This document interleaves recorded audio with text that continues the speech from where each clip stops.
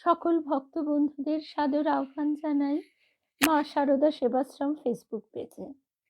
মা শারদা সেবাশ্রম ফেসবুক পেজে আজকে আমাদের মায়ের কথা, ঠাকুর মায়ের শ্রী চরণে সাষ্টাঙ্গ প্রণাম নিবেদন করে শ্রী গুরুদেবকে স্মরণ করে আমরা শুরু করছি আজকের প্রসঙ্গ। সকল ভক্ত বন্ধুদের শুভ সন্ধ্যা জানাই। মায়ের যে কত রূপ, আর মা যে কাকে কখন কিভাবে কোথায় কৃপা করছেন সে তো আমরা ভাবতেও পারি না। তেমনই দুটি ঘটনা দিয়ে আমরা শুরু করব। শুভ সন্ধ্যা রিমা। গড়পাড় অঞ্চলে শীতলা মাতার এক পূজারী ব্রাহ্মণ গৌরীমাকে অতিশয় ভক্তি বিশ্বাস করতেন। শুভ সন্ধ্যা ভারতীদি। ভারতীদি আজকে একদম প্রথমেই এসে গেছে। মিনুদি, শর্মিলাদি, শুভ সন্ধ্যা। সেই পূজারী ব্রাহ্মণ গৌরীমাকে অতিশয় ভক্তি বিশ্বাস করতেন। মায়ের পূজারী হলেও, শীতলা মায়ের পূজারী হলেও তিনি ছিলেন বিষ্ণু ভক্ত। একদিন গৌরীমার কাছে প্রস্তাব করছেন সেই ব্রাহ্মণ, মাগো, বৃন্দাবন ধামে গিয়ে ব্রজেশ্বরী রাধারানীকে দর্শন করবার বড় আকাঙ্ক্ষা, তোমার সঙ্গে একবার গিয়ে দেখব। গৌরীমা তাতে উত্তর দিচ্ছেন, তার এমন কি, আচ্ছা তোমায় একদিন জ্যান্ত রাধারানী দেখিয়ে আনবো। পূজারী ইঙ্গিতটা বুঝতে পারলেন না, প্রতীক্ষায় থাকেন সেই সুদিনের। শুভ সন্ধ্যা জয়শ্রী, স্বপ্নাদি, পূর্ণিমা, শুভ সন্ধ্যা। গৌরীমা এসে মাকে বলছেন, শেতলার বামুনকে বলে এসেছি মা, সে একদিন জ্যান্ত রাধারানীকে দেখতে আসবে। মা প্রতিবাদ করে বলছেন, ছি, অমন কথা কি বলতে আছে গৌরদাসী, রাধা যে চিন্ময়ী।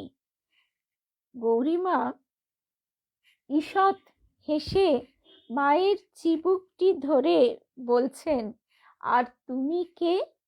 তুমিও তো চিন্ময়ী। গৌরী মায়ের এই আদরের সম্ভাষণে শ্রী শ্রী মা কিন্তু চুপ করে রইলেন। শুভ সন্ধ্যা নিবেদিতা, লক্ষ্মী, নিবেদিতা দত্ত, শুভ্রা, শুভ সন্ধ্যা সাহানা, লক্ষ্মী। নিবেদিতার দাম, তাকে অনেক দিন দেখতে পাচ্ছি না। আরো কয়েকদিন অতীত হলো। গৌরীমা সেই স্থানে শীতলা মাতার পূজা দিতে গেছেন।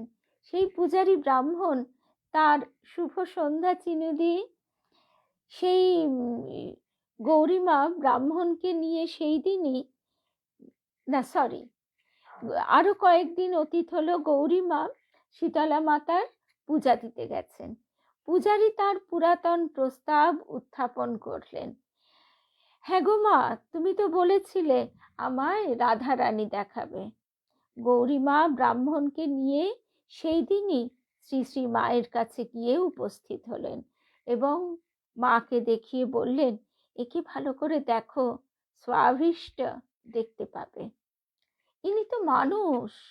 সংশয়ে দোদুল্যমান চিত্তে ব্রাহ্মণ মাতা ঠাকুরানীকে প্রণাম করলেন, কিন্তু প্রণামান্তে তার মুখ দর্শন করবার জন্য যেই মাথা তুলেছেন, বিস্ময় বিহ্বল দৃষ্টিতে দর্শন করতে লাগলেন মায়ের শ্রীমুখারবিন্দ।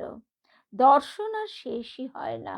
অবশেষে পুনরায় চরণ বন্দনা করে ব্রাহ্মণ কৃতাঞ্জলি পুটে বলতে লাগলেন, বন্দে রাধাং আনন্দ রূপিণী, রাধাং আনন্দ রূপিণী, রাধাং আনন্দ রূপিণী।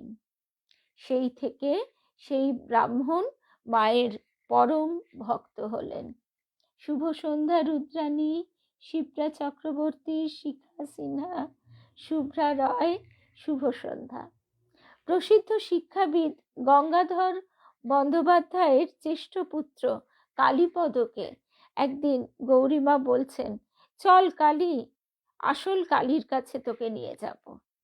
কালীপদ তখনও ঠিক বুঝে উঠতে পারেননি সেই আসল কালী কোথায়। গৌরীমা তাকে সঙ্গে নিয়ে মায়ের বাড়িতে উপস্থিত হয়ে মাকে বলছেন, মা, তোমার এই ছেলেকে এনেছি, একে কৃপা করো মা। দর্শন মাত্রেই মা বুঝলেন কালীপদ ধর্মলক্ষণ যুক্ত সন্তান। গৌরীমার প্রদর্শিত আসল কালীর স্নেহস্পর্শ লাভ করে কালীপদর হৃদয়ও এক অভূতপূর্ব আনন্দে ভরে উঠল। সেই দিনই তার দীক্ষা হয়ে গেল। তার প্রতি মা অতিশয় প্রসন্ন ছিলেন। এক মহাষ্টমী তিথিতে তিনি কতকগুলি সুন্দর পদ্ম ও জবা ফুল নিয়ে মায়ের বাটিতে উপস্থিত হলেন। তার উপস্থিতির কথা জানতে পেরে মা তাকে কাছে ডেকে পাঠালেন। ফুলগুলি দেখে মায়ের কি আনন্দ! কালীপদ সমস্ত ফুল মাকে দিতে চাইলে, কিন্তু মা আপত্তি করে বললেন, না না, সব দিও না বাবা, কিছু আমায় দাও, আমি ঠাকুরের পুজো করব, বাকি রাখো, তুমি পুজো করবে। সেই শুভ তিথিতে ভাগ্যবান কালীপদ মায়েরই আদেশে অবশিষ্ট পুষ্পসমূহ তার পাদপদ্মে অঞ্জলি প্রদান করে কৃতার্থ হলেন। শুভ সন্ধ্যা ছবিদি, কেয়া, জয়ন্তী দি, বিলাসপুরের দিদি, অমিতা, কল্যাণী দি, শুভ সন্ধ্যা রুদ্রাণী, শিপ্রা চক্রবর্তী, সকল ভক্ত বন্ধুদের শুভ সন্ধ্যা জানাই। তারপর আরেকটি ঘটনা, রুমাদি, রূপা, শুভ সন্ধ্যা। মাতা ঠাকুরানীর শরণাগত এক বৃদ্ধ ব্রাহ্মণের বাল বিধবা এক নাতনি ছিল। তার নাম ছিল পঞ্চাননী। বিধবা নাতনির বয়স বাড়বার সঙ্গে সঙ্গে ব্রাহ্মণের বড় চিন্তা হয়, কি করে সে নাতনিকে রক্ষা করবে। অবশেষে একদিন তিনি পঞ্চাননীকে নিয়ে মা ঠাকুরনের কাছে উপস্থিত হয়ে নিবেদন জানালেন, মা, তোমার কাছে সবাই আসে পরমার্থের সন্ধানে, আর আমি সংসারের জ্বালায় ঝলসে গিয়ে আমার মৃত পুত্রের এই কন্যাকে তোমার চরণ স্পর্শ করাতে এনেছি। মাগো, যাতে এর ভবিষ্যৎ রক্ষে পায় তুমি দেখো। শুভ সন্ধ্যা জয়শ্রী সরকার। পঞ্চাননী তখনও বালিকা, পরমা সুন্দরী। মা তাকে জড়িয়ে ধরে বললেন, মা আমার নামেও পঞ্চাননী, রূপেও পঞ্চাননী, কিন্তু মা ভাগ্যেও আর পঞ্চাননী হলো না। দুঃখ করেন তার বৃদ্ধ পিতামহ। মায়ের কাছে দুঃখ করে বলছেন যে, মাগো, ভাগ্যেও আর পঞ্চাননী হলো না। পঞ্চাননী মানে দুর্গা, শিব পঞ্চানন, তার স্ত্রী দুর্গা, তার শক্তি দুর্গা। পঞ্চাননীকে, আর এতে বাল বিধবা, সেই জন্যই অমনি করে তার দাদু বলছে। পঞ্চাননীকে মা কত আদর করলেন। একখানি সন্দেশ তাকে স্বহস্তে খাইয়ে দিলেন।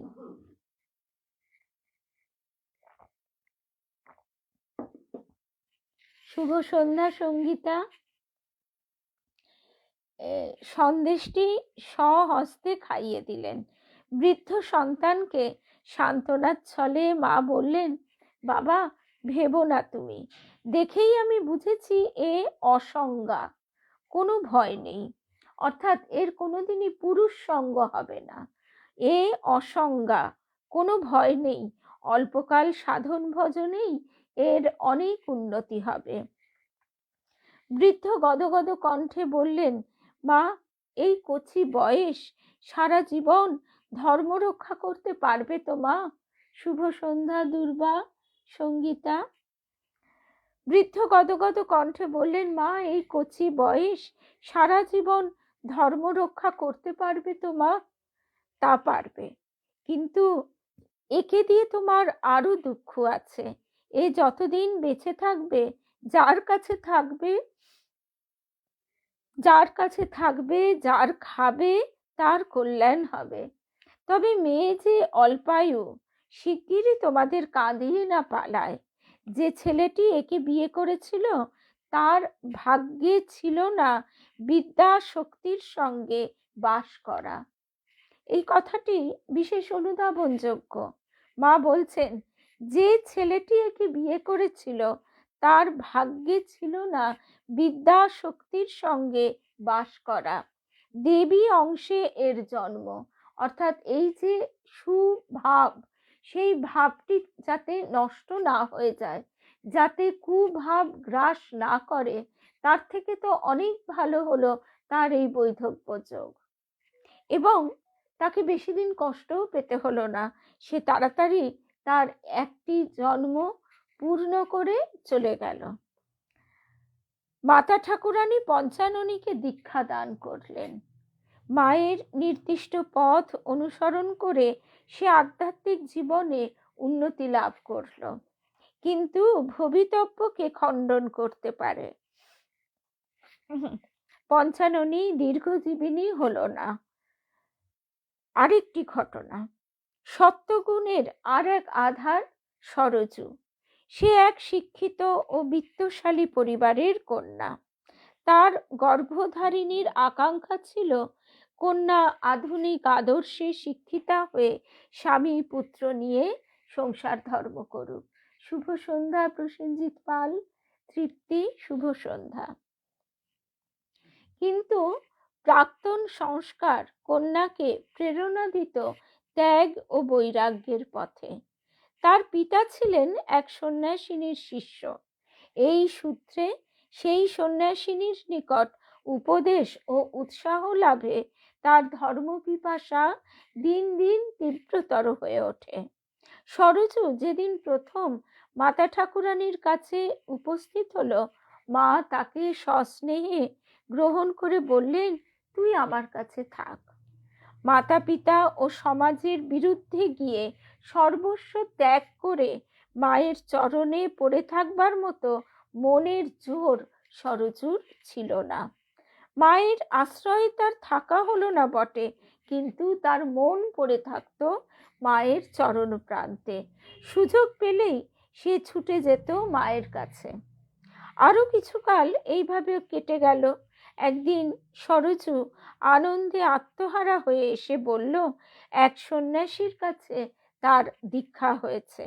আশ্চর্য সে দীক্ষা, যে নাম 13 বছর ধরে মনে মনে জপ করেছি, যার শ্রীচরণে তনু মন সমর্পণ করেছি, গুরুদেব সেই শ্রী শ্রী মাকেই আমার ইষ্টদেবী করে দিয়েছেন।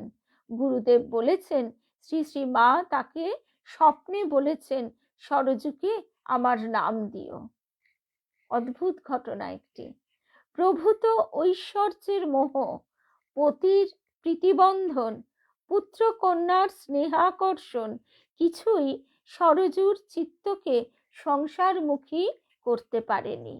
মায়ের নিকট দীক্ষা লাভ হয়নি বটে, কিন্তু নিত্য মায়ের নাম জপ করে, মাকে ধ্যান করে সরজুর মন এক এক দিন এত ঊর্ধ্বে উঠত যে তার মনে হতো স্বামী পুত্র ঘর সংসার এসব কিছুই কিছু নয়, কেবল মাই সত্য। মা ঠাকুরানীর আরোগ্য লাভের পর এটি আরেকটি ঘটনা। মহাত্মা রামচন্দ্র দত্তের 2 কন্যা বিষ্ণু বিলাসিনী ও বিষ্ণু মানিনী এসে তাকে একদিন নিমন্ত্রণ জানালেন কাকুরগাছি যোগোদ্যানে পদার্পণ এবং প্রসাদ গ্রহণ করবার জন্য। মা বললেন, ঠাকুরের ওপর রামচন্দ্রের কি অটল বিশ্বাস ছিল, সেই সিংহের বাচ্চা তোমরা, যাব বই কি মা, আমি যাব তোমাদের ওখানে। বেলুড়ের সন্তানদেরও নিমন্ত্রণ করো, রামলালদের করো, গৌরী মাকে করো।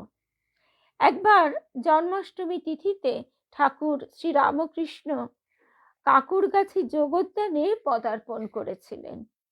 যে পুষ্করিণীতে ঠাকুর হাত মুখ ধুয়েছিলেন, পাদ প্রক্ষালন মানে পাও ধুয়েছিলেন, গৌরী মাতার নামকরণ করেছিলেন রামকৃষ্ণ কুণ্ড।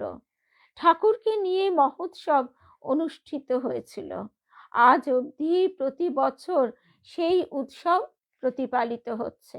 অধিকন্তু ঠাকুরের মহাসমাধির পর তার দেহাবশেষ এইখানেই সমাহিত হওয়ায় যোগোদ্যান মহাতীর্থে পরিণত হয়েছে। কাকুরগাছি উদ্যানে মা যাচ্ছেন। এই সংবাদ জানতে পেরে নির্ধারিত দিনে অনেক অনেক ভক্ত নরনারী, সাধু সন্ন্যাসীর সমাগম হলো। সেখানে উপস্থিত হয়ে মা সকল ব্যবস্থার তত্ত্বাবধান করলেন যাতে কিছু ত্রুটি না হয়। তারপর ঠাকুরের প্রতিকৃতির সামনে নাট মন্দিরে ভক্তগণ পরিবেষ্টিত হয়ে বিশেষ রূপে শোভিত একখানি আসনে মা তাকে বসানো হলো। সর্বপ্রথমে জনৈকা কন্যা শ্রী শ্রী সারদা স্তোত্রটি আবৃত্তি করল। প্রকৃতিং পরমাং অভয়াং বরদাং নররূপধরাং জনতাপহারাম শরণাগত সেবক তোষকরিং প্রণমামি পরাং জননীং জগতাম। তারপর গোলাপ মা ঠাকুরের পূর্ণ কথা আলোচনা করলেন। লক্ষ্মী দিদি ও চপলা নামে এক ভক্তিমতীর সুমধুর কীর্তনে শ্রোতৃমণ্ডলী পরিতৃপ্ত হয়েছিলেন। পূজা ও ভোগরাগের পর মা ঠাকুরুন এবং সমবেত মহিলাবৃন্দের মধ্যে গৌরীমা প্রসাদ পরিবেশন করেন। রামচন্দ্রের কন্যাদ্বয়ের ভক্তি ও আন্তরিকতায় আনন্দের মধ্যে সম্পন্ন হলো এই মাতৃবন্দনা উৎসবটি। যেখানে ঠাকুরের পূজা হয়েছিল সেই স্থানে মায়েরও পূজা হলো। মা ঠাকুরানীর কাছে যারা প্রায়ই যাতায়াত করতেন তার মধ্যে হরির মা অন্যতম। হরির মা বৃদ্ধা ব্রাহ্মণী, মাকে অত্যন্ত ভক্তি করতেন। তার আচার নিষ্ঠা বড় কঠোর ছিল। মায়ের বাড়িতেও তিনি প্রসাদ গ্রহণ করতেন না। গোলাপ মা এবং অন্যান্য ভক্তিমতী মহিলারা তাকে শত অনুরোধ করলেও তিনি কিন্তু তার সংকল্প থেকে বিচ্যুত হননি। সরলমতী রাধারানী রাধু একদিন বৃদ্ধার গলা জড়িয়ে ধরে বলে, হরির মা, আমাদের ছোঁয়া ভাত খেলে কি তোমার জাত যাবে গা? আমরাও তো বামুন, তবে কেন প্রসাদ খাও না এখানে? হরির মা রাধারানীকে সস্নেহে জড়িয়ে ধরে যেন মিনতির সুরেই বলেন, দিদি, আমি যে কেবল স্বপাকে হবিষ্যান্ন খাই, মায়ের কাছে না এসে থাকতে পারি নে, তাই তো মাকে দেখতে আসি, তোমাদেরও দেখতে আসি, কিন্তু আমি তো বাছা কোথাও কিছু খাইনি। হরির মাকে মাতা ঠাকুরানী বিশেষ প্রসন্ন দৃষ্টিতে দেখলেন এই কথা শুনে।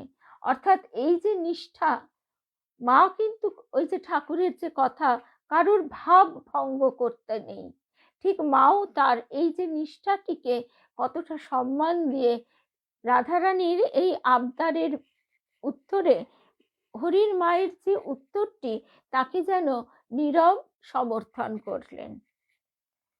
তাই মা কখনো তাকে অন্ন ব্যঞ্জনাদি প্রসাদ গ্রহণ করতে বলতেন না, কেবল ফল প্রসাদ দিতেন। গোটা ফলটি তার আঁচলে বেঁধে দিতেন। নলিনী দিদির অসুখে একবার হরির মা কত স্নেহ যত্নে সেবা করেছিলেন। তারপর স্বগৃহে ফিরে স্নানান্তে স্বহস্তে হবিষ্যান্ন রান্না করে আহার করতেন। যদিও তিনি ব্যক্তিগত ব্যাপারে কঠোর নিয়ম পালন করতেন, কিন্তু হৃদয় ছিল তার উদার ও ভালোবাসায় পূর্ণ। কেউ তার আচার বিচারের সমালোচনা করলে মা কিন্তু দৃঢ় স্বরে বলতেন, কারো নিষ্ঠায় হাত দিতে নেই, কারো উপাসনায় হাত দিতে নেই। তো সুতরাং এই যে এক একটা সময় মনে হয় মায়ের কাছে কতজনই তো গেছে, তাদের কতজন কতটুকুই বা বুঝতে পেরেছে মাকে, মা আদ্যা শক্তি জননী। কিন্তু সেটা বুঝুক বা না বুঝুক, ওই যে স্বামী ভূতেশানন্দজি মহারাজ যে বলেছেন, মায়ের মাহাত্ম্য আমরা বুঝতে নাও পারতে পারি, নাই বা পারলাম, কিন্তু মায়ের ভালোবাসা সেটা তো আমরা বুঝতে পারি, মাকে মা বলে তো ডাকতে পারি। এই সময় একদিন মায়ের বাড়িতে গোলাপ মা, ছোট মামি, নদিদি এবং আরো কয়েকজন গৌরী মায়ের আশ্রমের জনৈকা কন্যাকে ঘিরে ধরলেন। তুমি কেন মাছ খাবে না? মাছ না খেলে গৌরীমার মতো কঠোরতা করলে তুমি কদিন বাঁচবে? তোমায় মাছ খেতেই হবে। এটি হচ্ছে দুর্গা মায়ের বিষয়ে আলোচনার পর তারা এই সিদ্ধান্তে উপনীত হলেন যে প্রকৃতপক্ষে কন্যার যে মাছ খাবার ইচ্ছা নেই তা নয়, মাছ খাবার ইচ্ছা আছে, কিন্তু গৌর মায়ের ভয়ে খেতে পারছেন না। মাতা ঠাকুরানী সম্মতি দিলে তাহলে তাহলে আর কোনো বাধা থাকবে না মাছ খাওয়াতে, তাহলে গৌরী মাও আর আপত্তি করতে পারবেন না। আজ থেকে এই ব্যবস্থাই করতে হবে। তারা তাদের বক্তব্য মাকে জানালেন। তিনি কন্যাকে ডেকে বললেন, মাছ খেলে দোষ নেই, দেখো তোমার ইচ্ছে হলে খাবে মা, কারো কথায় খাবে না। গোলাপ মা বললেন, গৌরমার শিক্ষায় মেয়ে এভাবে তৈরি হচ্ছে। গৌরীমা তখন বললেন, ওর যদি ইচ্ছে থাকে, মা ঠাকুরুন যদি বলেন খাবে মাছ, আমি বারণ করব না। এই রকম বাদ প্রতিবাদে আপত্তি জানিয়ে যোগেন মা বললেন, দেখো তোমরা যদি এত কথা বলো, ও তো মতি স্থির করতে পারবে না ছেলে মানুষ, এর ভার মা ঠাকুরুনের হাতেই ছেড়ে দাও না কেন। তখন মা ঠাকুরুন ধীরে ধীরে কন্যাকে বুঝিয়ে বলতে লাগলেন, শোনো মা আমার কথা, তোমার যদি মাছ খেতে ইচ্ছা যায়, কোনো দ্বিধা সংকোচ করো না, তুমি মাছ খাবে। আর যদি খাবার প্রবৃত্তি তোমার না থাকে, তাহলে কারো প্ররোচনায় তুমি খেও না, আমি বললেও খেও না। কেন নিজের অনিচ্ছায় খাবে? তুমি নিজে ভেবে স্থির করো মা, অন্যের কথায় চলো না। মা কত বড় শিক্ষা, কত সুন্দর শান্তভাবে দিচ্ছেন, অথচ কত দৃঢ়তার সঙ্গে। মায়ের মুখের দিকে তাকিয়ে কন্যা বলছে, তখন কোনোদিনই আমার মাছ খেতে ইচ্ছে হয়নি মা, মাছ আমি খাবো না। উত্তরে মা প্রীত হলেন, নিকটে টেনে কন্যাকে আদর করলেন। কয়েকদিন পরের কথা, মা ঠাকুরানী একদিন বাল্মীকির আশ্রমে নির্বাসিতা সীতা দেবীর খেদোক্তি বিষয়ক একখানি গান গাইছিলেন। গানটি কিরকম, তার দু লাইন আছে এখানে। বহু সাধনার গুণে পেয়েছিলাম নবদুর্বা দল শ্যামে, হারাইছি বিনা যতনে ধিক রে জীবনে। শ্রুতিমধুর করুণ সঙ্গীতটি সকলে নীরবে শুনছিল। স্বয়ং শ্রী শ্রী মা গান গাইছেন। লেখিকা মায়ের পদসেবা করছিল। অনেক দিন থেকে তার মনের মধ্যে একটা প্রার্থনা প্রবল থেকে প্রবলতর হয়ে উঠেছিল। গানটি শেষ হতেই সে মায়ের পা দুটি জড়িয়ে করুণভাবে বললে, মাগো আমায় সন্ন্যাস দিন। মা ঠাকুরানী প্রথমে মৃদু হাস্য করলেন, কিছুক্ষণ চোখ বুজে চুপ করে রইলেন, তারপর বললেন, হ্যাঁ মা, তোমায় সন্ন্যাস দেব। শরৎকে বলে একটা শুভ দিন আগে দেখি। দুর্গা মায়ের কথাই আমরা শুনছি। শুভ দিন স্থির হলো। বাংলা 1316 সালের রাধাষ্টমী তিথিতে মাতৃভবনে ঠাকুর ঘরে পূজা, হোম ইত্যাদি অনুষ্ঠানের সঙ্গে সিদ্ধিদায়িনী মাতা কন্যাকে সন্ন্যাসে দীক্ষিত করেন। গৈরিক বস্ত্রে কন্যার দেহ আচ্ছাদিত করে মা তার শিরে মঙ্গল হস্ত রেখে আশীর্বাদ করেন। যাবতীয় অনুষ্ঠান দুদিনে সম্পন্ন হয়। মায়ের নির্দেশে স্বামী শারদানন্দ এর সমস্ত ব্যবস্থা করে দিয়েছিলেন। একদম মায়ের কথা শুনতে শুনতে আমাদের মন প্রাণ এবং দেহও যেন এই সূক্ষ্মভাবে মায়েরই কাছে পৌঁছে যায়।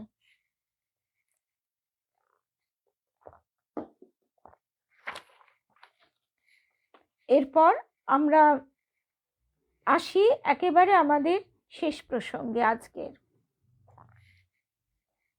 বড় মামার পুত্র শ্রী গণপতি মুখোপাধ্যায় লিখছেন, মানে আমরা ভবতারিণী মায়ের কথায় এই গণপতির কথা শুনেছিলাম।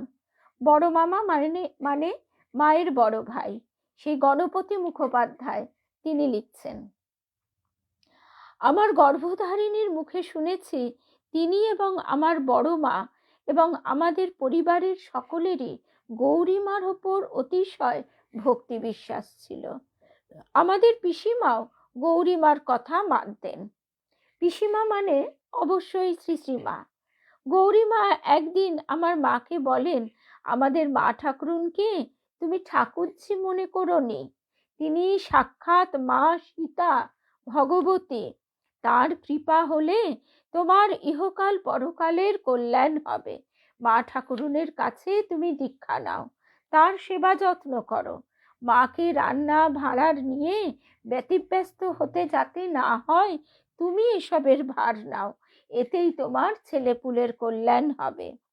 আমাদের পরিবারের কুলগুরুর কাছে দীক্ষা নেবার প্রথা প্রচলিত ছিল।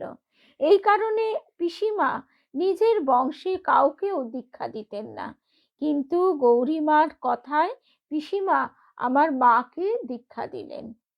বড় মামি যখন নিকটে থাকতেন, মা ঠাকুরানীর যথাসাধ্য সেবা করতেন। তার সেবায় পরিতুষ্ট হয়ে মা বলেছিলেন, আহা, এটিকে গৌরদাসী জুটিয়ে দিয়েছে।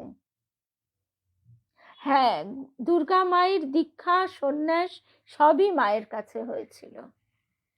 জয়রামবাটির জমিদার শম্ভুনাথ রায়ের বাড়িতে পদ্মফুল সংগ্রহ করতে গিয়ে ইতিপূর্বেই গৌরীমার সঙ্গে তার পরিচয় হয়। শম্ভুনাথ অতি সদাশয় ব্যক্তি ছিলেন। গৌরীমা একদিন তাকে বলেন, বাবা, তোমার মতো ভাগ্যবান কে? তোমার খাস তালুকে মা ব্রহ্মময়ী প্রজা হয়ে বসেছেন।